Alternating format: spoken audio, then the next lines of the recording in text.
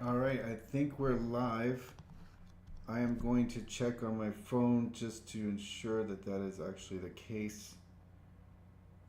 Let's see. So, live stream. Let's see. No. Okay, we go. All right, I think we're live now. Let's see.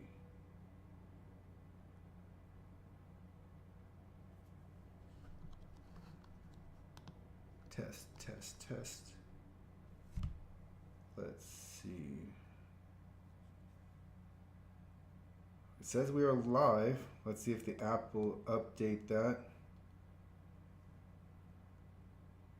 If you're watching on replay, this is what happens when you go live.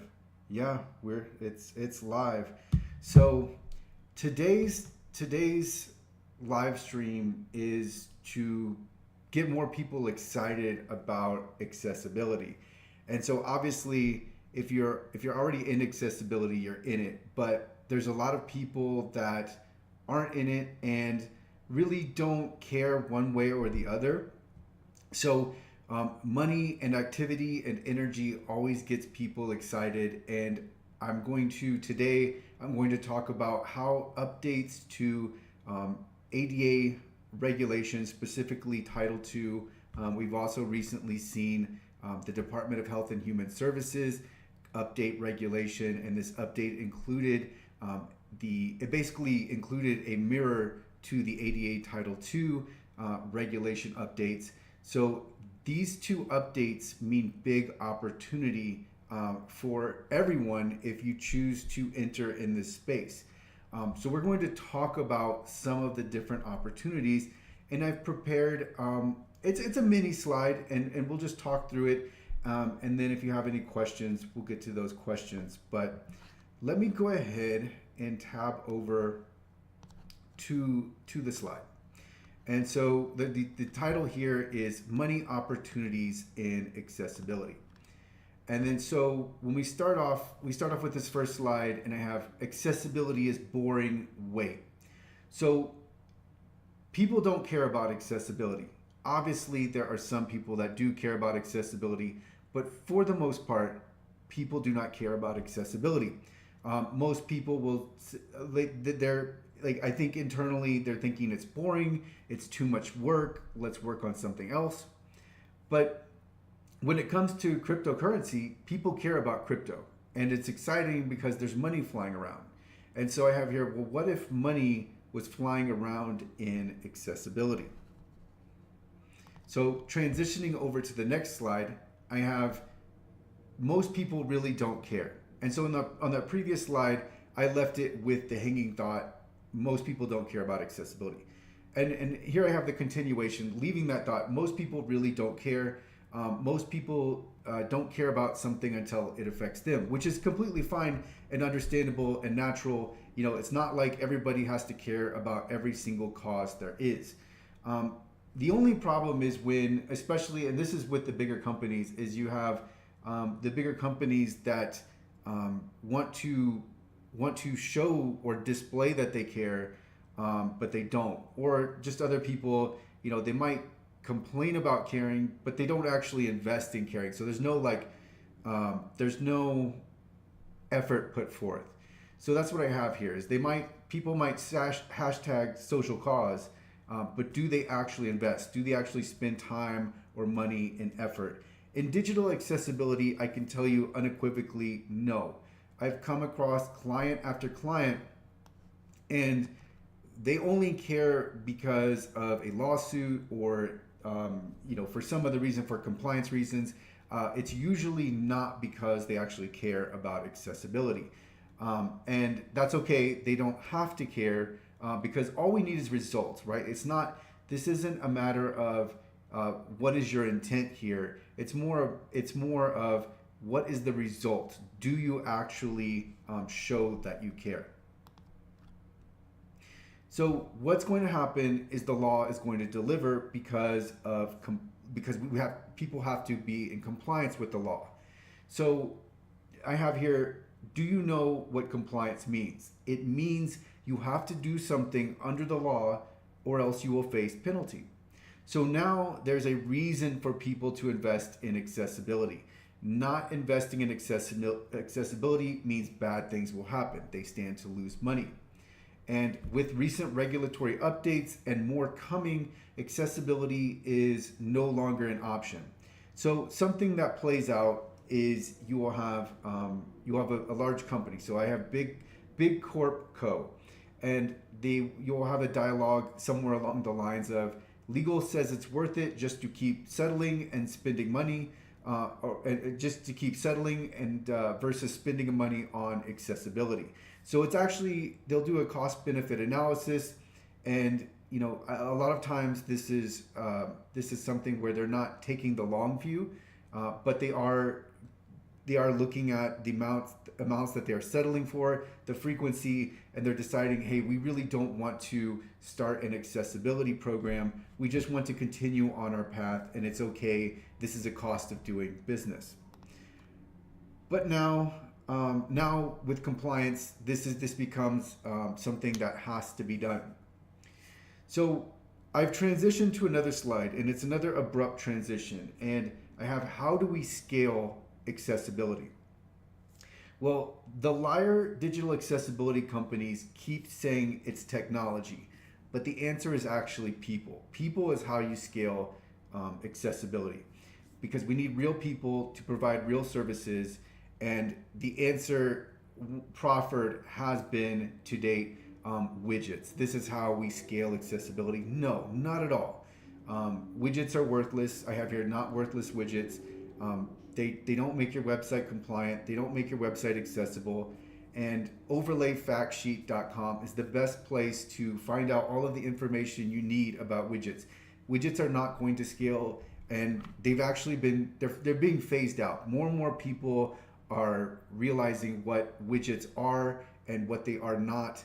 And so widgets are really, they're slowly dying. And I thought they would be gone a long time ago, but it's just taken the market a long time to realize that these widgets aren't doing anything really. So the way we scale is we teach people accessibility. So if we teach people accessibility, it will happen.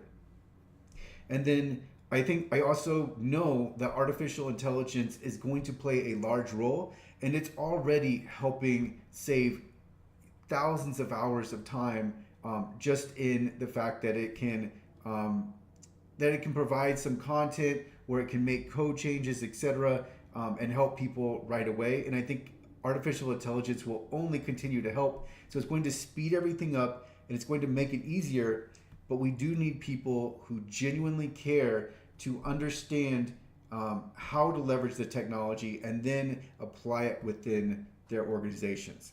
All right, so I've been talking a lot, but not a lot about opportunities, and that's what this whole live stream is about, right? Money-making opportunities and accessibility. Well, here it is. And I didn't provide this right away because I didn't want someone to open up the video and just get this immediately. I wanted you to have to think through those progressions. But on this next slide, I have the digital marketplace just reset. And as I am streaming currently, I think there is literally nobody on the stream but myself. So it's showing that there is one viewer, and I have it open on my mobile app so that I can see that I'm actually live. So I set this stream up, and it's been known for now I think over a week, or maybe just a week. This is such important information, and so few people will get it. But the digital marketplace just reset, and I'm just going to give you 2 lines, and it's going to tell you exactly what you need to know. The first line is, I'm a buyer.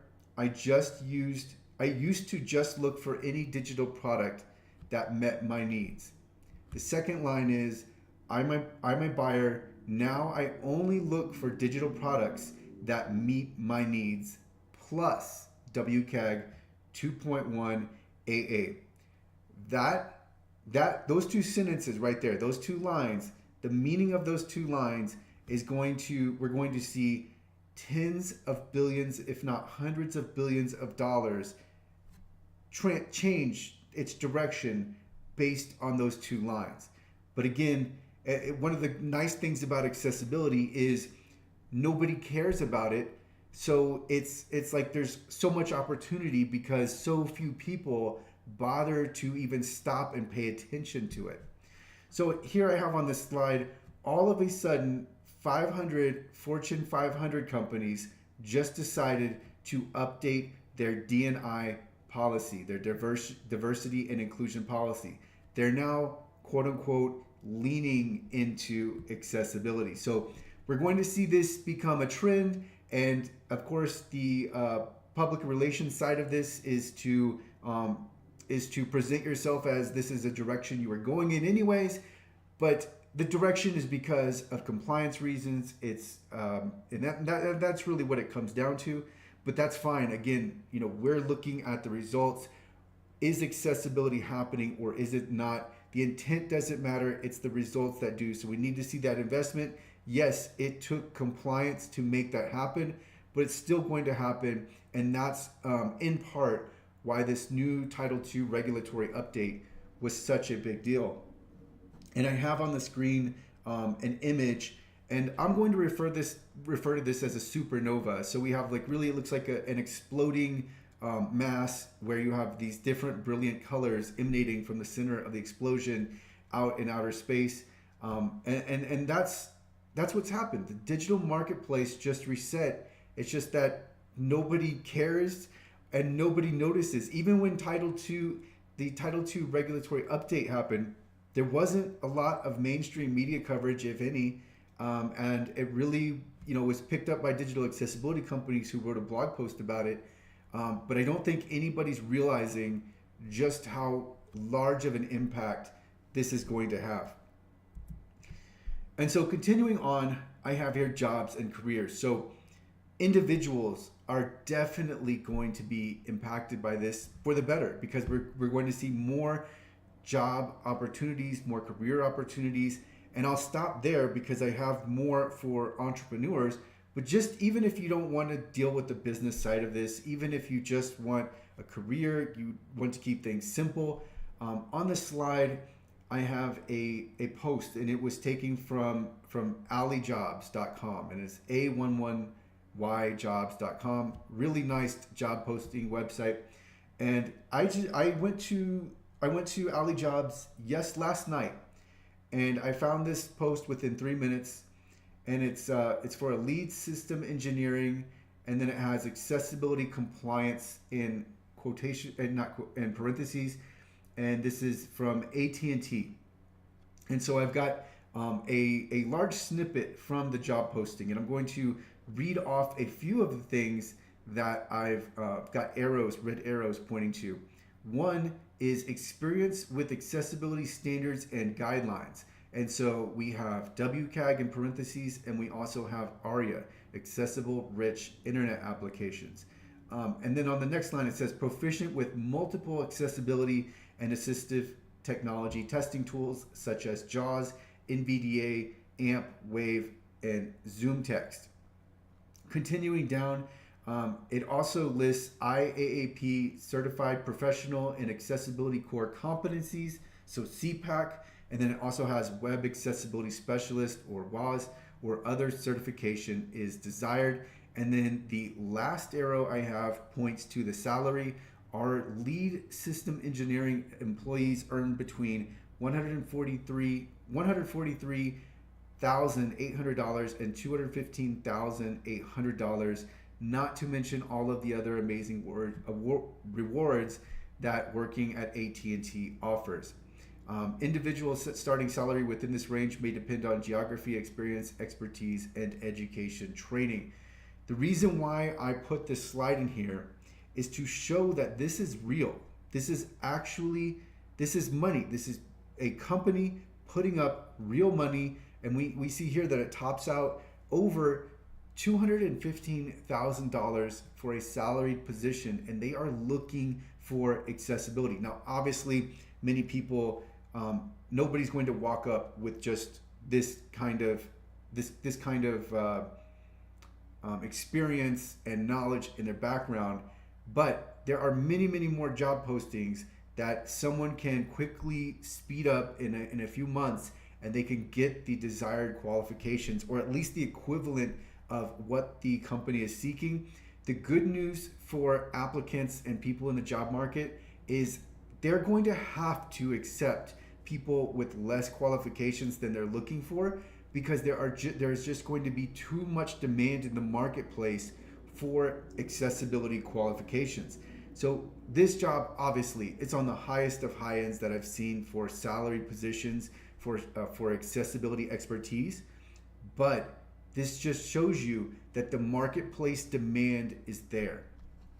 All right, so continuing on, we also have the client. So I didn't want to just have this stream and only focus on people who were getting jobs, or who were looking to start some kind of entrepreneurial endeavor, a small business, a company. Clients will actually, the most money will be made outside of accessibility. The most money to be made is in the application of accessibility within an industry. So for clients, and this slide, actually, I'm ahead of myself. On this slide, this is clients working on accessibility. So how do you stand to gain? Well, and I think I might have taken out a slide here, and I did. So one of the problems in accessibility that actually causes, clients to it undermines the case for accessibility, is clients are told that 20% of people have a disability, and by way of that, there are 20% of people, or 1/5 of people, can't access their website. And that's how the narrative goes. Maybe it's not exactly in that wording, but the narrative that so many different businesses and companies that are working on accessibility, the narrative they're told is that there are 20% of people in the population with a disability, and so therefore you're missing out on, basically 20% of clients. When that's not true at all. And then people intuitively, even if it's subconscious, people know that. And so I think that causes them to disregard accessibility to some degree, because they know just intuitively that 20% of my audience can still access my website. So I was talking to an accessibility professional, and they said if someone if someone actually believed that 20% of their audience couldn't access their website, accessibility would be fixed overnight. And that's not that much of an exaggeration, because you can think of it. If 20%, if companies were losing 20% of their traffic because of accessibility, this would be fixed right away. Compliance wouldn't even be an issue. So my point is that it's not that many people that can't access a website, or that have significant difficulty in accessing a website. But it is still a noteworthy percentage that where accessibility, the lack thereof, impacts their ability to, let's say, browse a website or purchase from a website, etc. So given that the percentage is lower than the claims that digital accessibility companies put out, given that, clients working on accessibility still stand to gain a significant amount, because accessibility directly affects usability. And I can tell you that from firsthand experience. As you improve accessibility, you improve usability. It's a natural consequence. I can't think off the top of my head like the one thing that does it. It's just more like the progression of towards accessibility. Like, you start making considerations that you wouldn't otherwise have made, and then all of a sudden, you reach this point where you're like, oh, that's, we should make this more intuitive. So you start rethinking what you already have in place, and it improves the user experience overall. So even if you didn't care about accessibility, you would still stand to benefit. You should care about your overall user experience. And I received the first comment on the stream today from Community Engine, who you were here on the last stream. Hi Chris, tuning in a bit late today. Hope it's going well. Thanks for sharing. And Community Engine, thank you for joining. And so we were talking about improving the user experience, and I'm going to give you an anecdote from just a few days ago from myself. This doesn't directly apply to accessibility, but it does make my point. So I went to pay my AT&T bill, and I forgot my password. So I try to log in. I click forgot password. I reset my password, and I couldn't I reset my password successfully. But then, what is commonplace nowadays is you can't log in enough, even though I was able to reset my password. Even though I knew my username, even though I had access to my email, I still had to provide a passcode. Well, I didn't know my passcode, and there was no way to reset the passcode unless I had access to my account. So then I go for support. And the support now, of course, many of the larger companies use AI bots. So the AI bots redirect you back to the knowledge base, which I had already been through the knowledge base to reset my password. And I was caught in a loop to where I literally could not pay my bill. And the end result was I ended up not paying my bill. So AT&T did not get my money because I couldn't pay them. And I wasn't going to spend how much, I already spent probably 15, 20, 25 minutes on this. I wasn't going to spend any more time. And for me, my phone's not that important. I don't know that many people, and I don't regularly text back and forth with that many people. I can connect with Wi-Fi, and through Wi-Fi, that's how I use my phone. So it wasn't a big deal to me. So they lost money because of their poor user experience. So getting back to the slide, if accessibility was more of a consideration, and I'm not saying it's not for AT&T, but let's just take AT&T out of this. When you're thinking about accessibility, you are thinking about these type of things. So you're going beyond just a simple, like, let's check the user experience design. You're making more thoughtful, more considerate, and more layered considerations when it comes to accessibility, and that's going to directly impact your user experience. And then Community Engine just added in, when phoning companies, I love how the quote unquote mostly standard of hit 0 to speak to a human. Same problem, different technology with chatbots. Incredibly frustrating. Yes, so many companies think that they have figured everything out, and I don't think they have. I think they're, the reason why they haven't been impacted revenue wise is because there aren't enough alternatives. So what happens is people continue on with them because it's difficult to transition to a new company. But they are mistaken, and they are making mistakes repeatedly. And one of those mistakes is they don't want you to reach customer support because customer support costs them money. So they think that they want to get you in this automated loop to keep you away from customer support, when it actually should be the opposite. But nowadays, you can't make money earnestly. You have to be software as a service. You have to have everything automated. You have to keep customers away from you at all costs. And I think it should be the opposite way. But this is getting into customer service. But the point here is with user experience. You want to make your user experience as good as possible. And what I was getting at with this slide is when you start to delve down into accessibility, you have more people that are in the organization that are prioritizing accessibility. It is going to improve your user experience, and that is where you stand to gain. So that is where the opportunity is for clients that are working on accessibility. Even if they don't realize it yet, it's there. So continuing down on this slide, I have processing fluency is the ease at which we process information. And this is such an important concept. And it goes right back to accessibility. We want to make things easy for customers. I want it to be easy for someone to buy from me. In fact, I am actively working on that right now. That's what I have a developer working on, is how can we make this easier so that someone's not having to constantly re-log in, for example.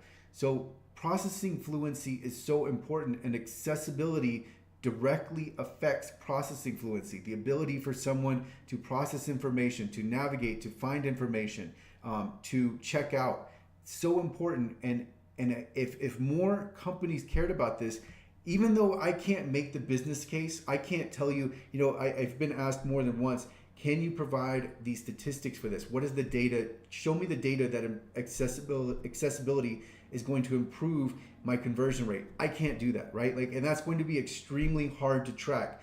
But it's not always about being able to extract and have that data in front of you. Sometimes you have to intuitively know, if I make this easier for people, I will end up benefiting as a result. So with accessibility, you start to preempt problems. So that is the way that you address the overuse of customer support, is you preempt problems to begin with. I would have never sought out customer support if AT&T had a better way to log in where I wasn't caught in a continuous loop. Better navigability, make it easier to find pages. So it's very easy to find the pages with the knowledge base, but what happened was the information supplied wasn't sufficient in this one anecdotal story. Better user experience, I've talked about that. Easier to use, I've talked about that. And then better conversion. So just some quick examples that I have on the slide are color contrast, make it easier to log in, and links underlined. So making it more obvious when something is a link. Sometimes companies use duller colors. That became a trend for a while. It's still some companies use it. Smaller text, make it easier to log in, so more intuitive to log in. With my example, if you can't log in, make it easier to authenticate your login. And then also color contrast, I've talked about that. Community engine, right? Sounds like a good opportunity for an academic partnership, for a study to generate the data. Yeah, I mean, if somebody ever comes out with the data, it would be groundbreaking, because it hasn't been done before, and it's actually very difficult to gather this data. But if you had some type of study, it would be good. But I never liked making the business case when people ask me, well, prove it. Basically, prove it to me. Basically, prove that accessibility matters in terms of my end results. I never like to go that route, because then you're trying to convince somebody of something that's in their own best interest. And if somebody doesn't care enough to care for their own self-interest, let alone just making sure that more of their audience has access, then I can't help you, right? Then it's hard to help. And we probably stop at maybe you hire me for an audit, maybe I provide services. But even at that, if you have that mindset where you're where you just don't believe it, then you're going to end up falling off. And I was just talking to someone recently where they were saying that you need the people that care in the organization, because if you don't care, you will take these steps, you will invest to the point where you source out work, but then after a few months, that work's going to fall off because you're going to make changes. And then what happens from there is then you make the changes, and then all of a sudden not all of a sudden, but over time, everything becomes unraveled because you just didn't invest in the actual foundational knowledge that you need to maintain that. So ultimately this comes down to you have to actually care to some degree, and again, many people just do not care. So there are many possibilities to this. This is I didn't go into the possibilities. I actually have another video on possibilities. I didn't go too far into the possibilities because let's go back a few slides ago.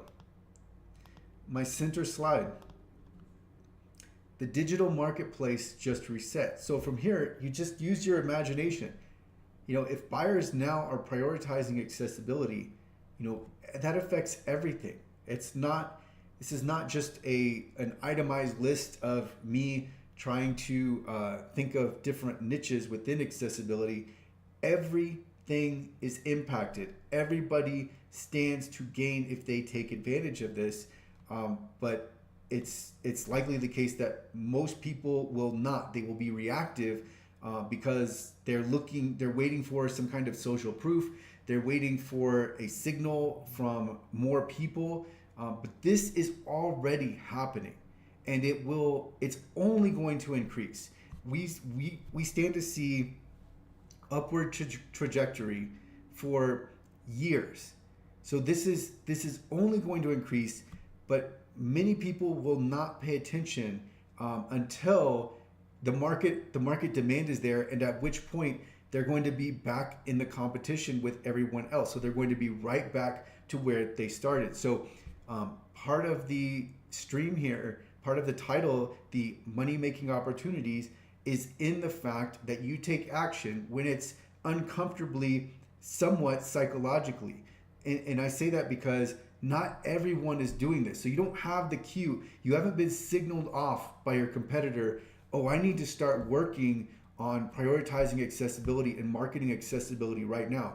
No, most digital products, most people in the space are not moving on this. They are waiting. They're waiting for a social signal. And by then, you're going to lose a lot of your competitive advantage because other people will be doing this. I know this is already happening. I've already seen it because I'm directly involved, right? I have people contacting me. I'm constantly researching this space and seeing what's happening. I have seen a few companies already taking advantage of this, and they are far ahead of their competition.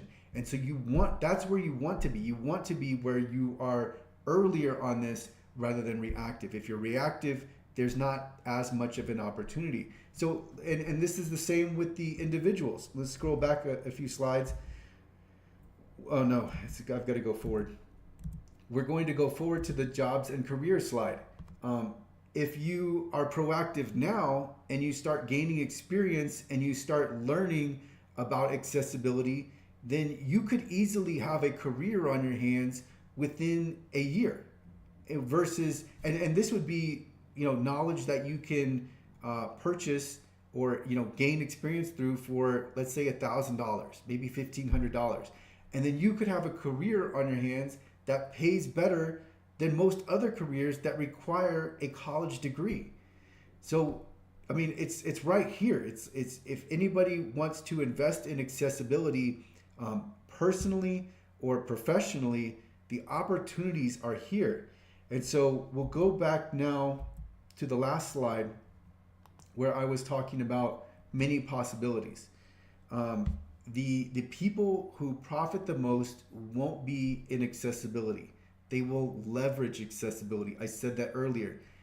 That's very important because if you're watching this stream, you just know that you don't have to be in the accessibility industry. And in fact, the people that are going to leverage this are going to they're going to be already they're going to be entrenched in their market, and then they're going to take even more market share by leveraging accessibility within their given market.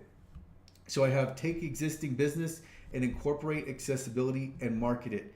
Those are all the incorporation of accessibility, doing so genuinely and marketing it is going to make all of the difference. I have here also, for small businesses and individuals, hyper specialize in accessibility for one niche. So I have here, you hear, for a while, social media marketing agencies were very much coming about, right? Like everybody all of a sudden became a social media expert and they opened up a social media agency. Well, if you were a social media agency, you know how competitive that market is. Imagine if you were one of the first to specialize in accessible social media. I'm telling you right now that will happen. There will be an agency. There will be multiple agencies that will have multi-million dollars in revenue from specializing in accessibility. An idea that I've always had is to produce document templates, and you could even customize document templates so that when you have the word template, all that needs to happen is you populate that template and then you convert it to PDF, and then you have accessible documents. This is needed because what happens now is we have PDFs and we're going in after the fact. So we have a document, it's inaccessible, and then we're remediating it after the fact, which is highly inefficient. The most efficient way is to have a template and then create that document. So I think there's definitely room for a document template business.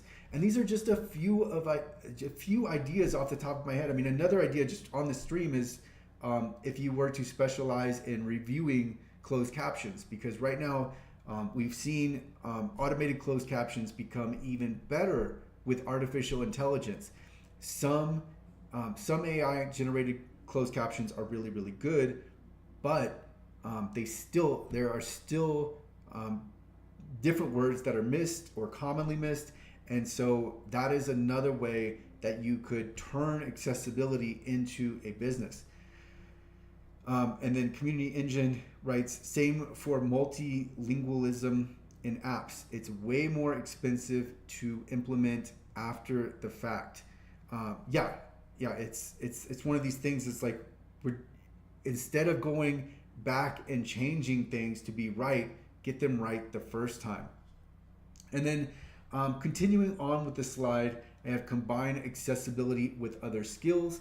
So again, this is just, we have something in place. We already have one skill, and we're going to add accessibility to it. So if you're looking for a career, let's say you already specialize in one thing, and I'm off the top of my head, I don't know what the one thing would be, but then you add accessibility to that, you become that much more marketable.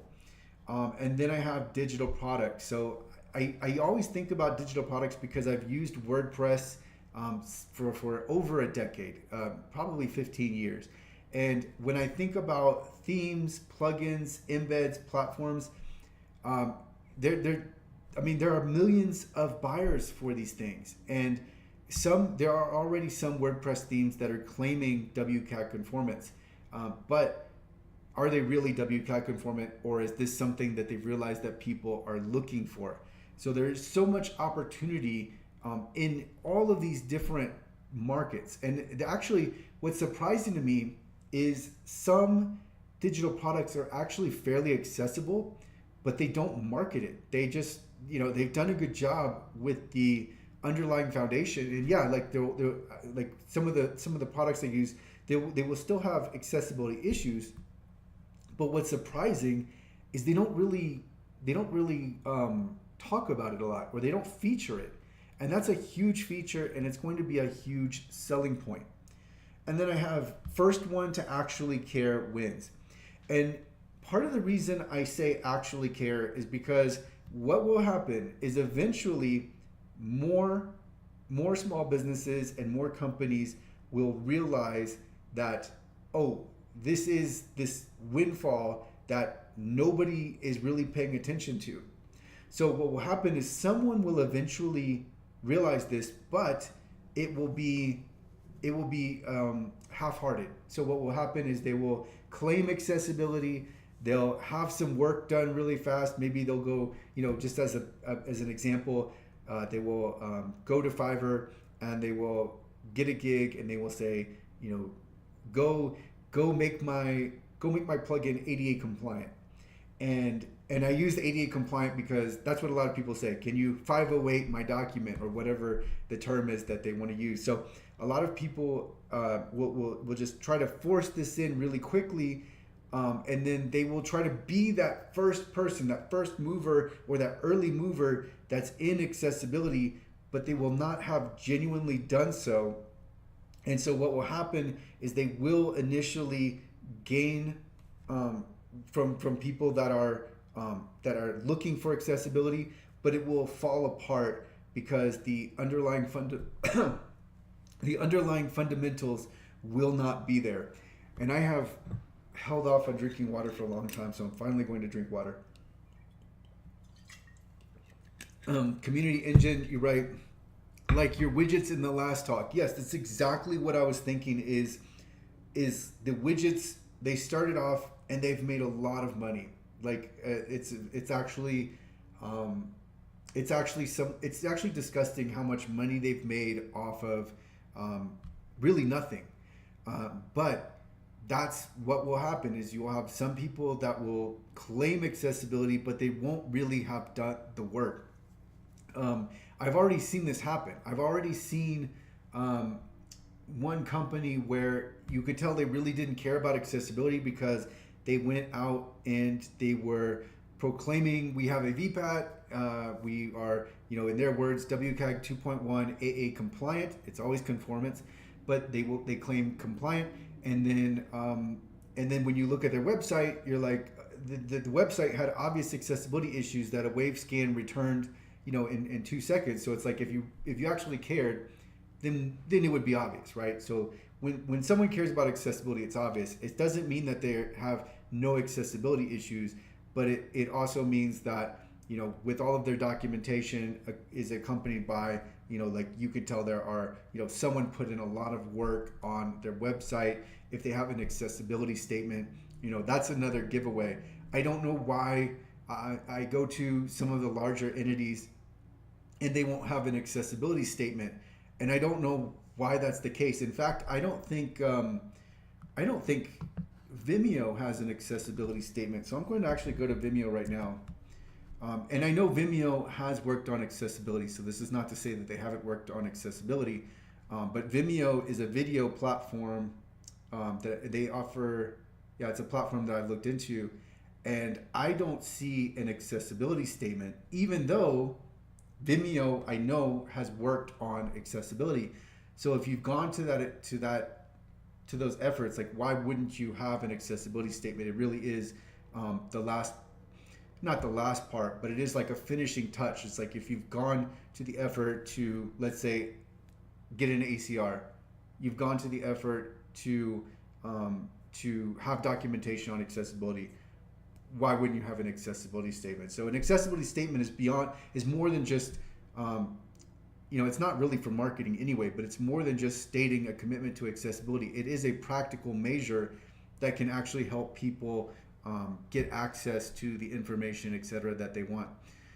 But no accessibility statement, and this is actually fairly common. There are a lot of major entities that don't have accessibility statements still, and it looks like that's the case for here. But my point is that there is opportunity if you take all of the steps. There is a real real chance to go out and dominate and take this opportunity and become the market leader. As I said, I keep going back to the center slide that I have here on the market reset, because it's like everything started over. So let's just take WordPress themes. If I had a WordPress theme, you've been in this market, it's very competitive. The market just reset, so it's about to become uncompetitive in the sense that now nobody's going to be looking for just any theme. I'm not just looking for something that meets my needs. I'm looking for something that meets my needs plus is accessible. And so yes, in my example, there are already themes that have taken advantage of this, and they've been around, I think, for a few years. I know of a few themes that have taken advantage of this.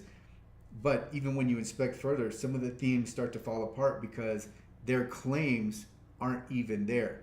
And you have to look when you're looking at the products. You have to look and see.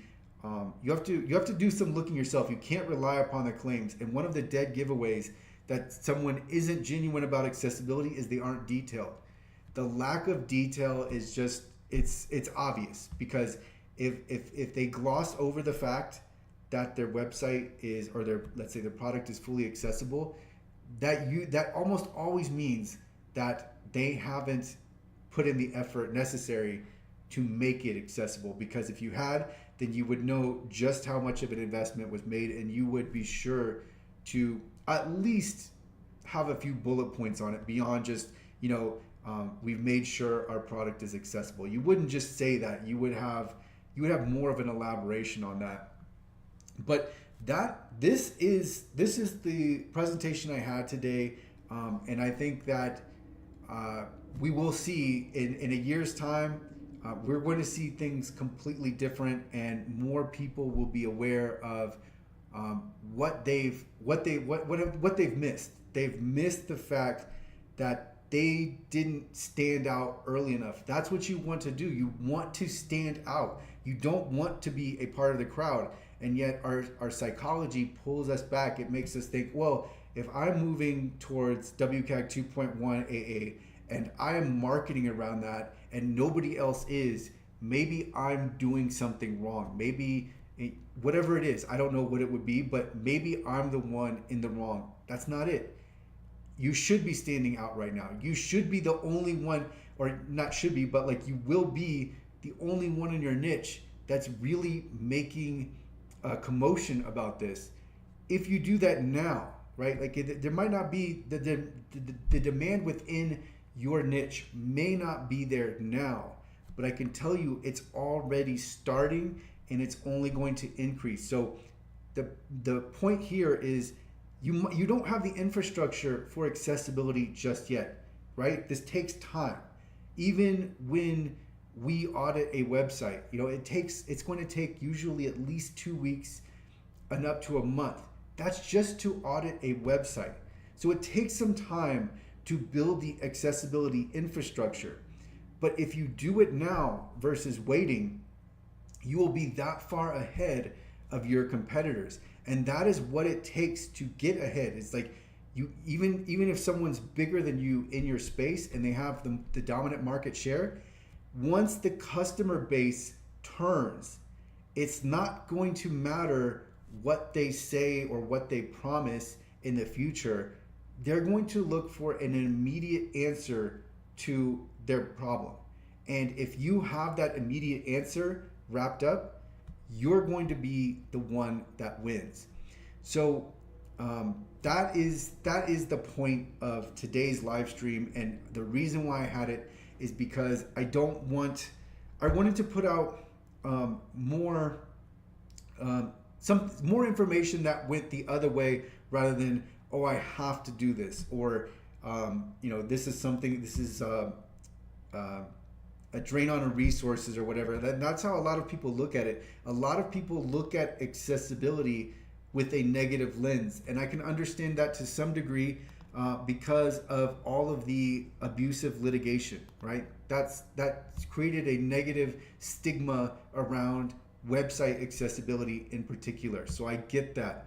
But on the other side of this, if we look to the other side, it's like this is coming anyway. Like, right? Like if compliance is already here, we already know we have to do this. So there's really no downside to being a first mover and to really being aggressive with accessibility.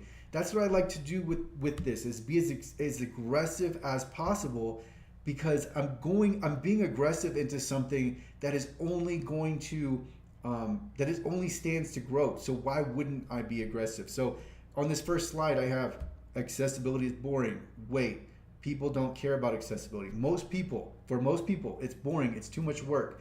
Let's work on something else. You will see larger companies actually deprioritize accessibility because it's just not something that they think matters. But people are wrong. People are fallible, and people are missing this opportunity, and I'm watching it happen. And this is one of the next great waves. I mean, obviously, people are paying attention to AI right now with good reason.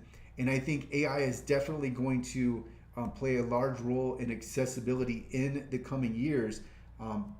But whether or not AI is involved, people still will be, because AI, I use AI on a daily basis, and I can tell you that it makes a lot of mistakes. And one of the things I foresee is that there will be some huge monumental reliance upon AI, and AI will ultimately cause a large rift or a large problem because it makes so many mistakes.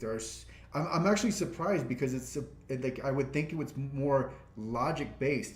But within accessibility, I can tell you that AI continually makes mistakes, to the point where I will correct AI, and then AI will then give me the right answer. But then I think to myself, well, if someone was just relying upon AI alone, like, then you'd really be susceptible to making a large mistake, thinking that AI was right out of the box when it wasn't.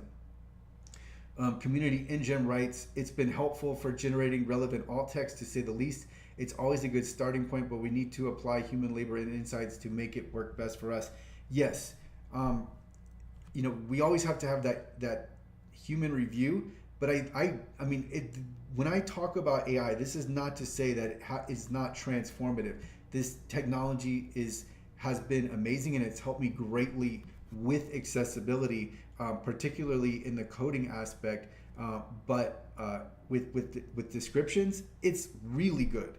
In fact, I was creating a presentation yesterday for a different recording, and I used AI to describe a shoe, particularly a particular angle of a shoe, and the description was really good and better than I would have come up with.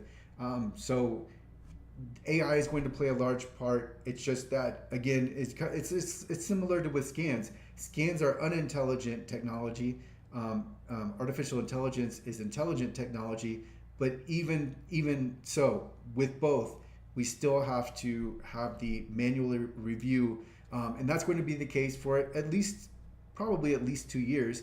And then eventually, when we get to artificial general intelligence, I think that will help take us to that next level where we can start to phase out the manual reviews. But until then, we've still got a ways to go, and so this is the opportunity, right? This is before AI really takes hold. This is an opportunity for so many different people to get into, to really take advantage of this.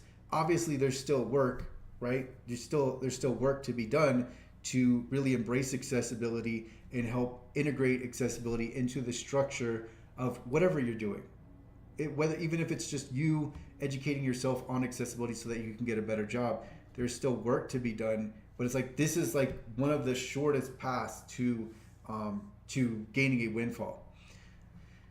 Community InGen writes, I've been advising the attendees of these sorts of things when giving my intro to AI presentations. Yeah, there's so much to AI, and I've learned that a lot of people are still new to using AI, but there's a lot of great to it, AI, but then you just have to be measured in how you approach it, because you are susceptible when you completely rely upon it. And I think that's what I think someone or some entity is going to completely rely upon AI to their detriment, just because we think it can do so many things, and it can, but I've heard the term hallucinations.